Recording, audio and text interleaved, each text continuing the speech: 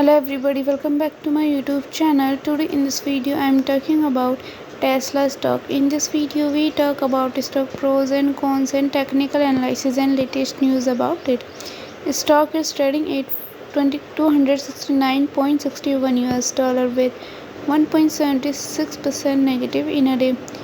We can easily see stock was volatile for a day. The volume of stock was recently not all-time high, so the fundamental stock is much not better for today.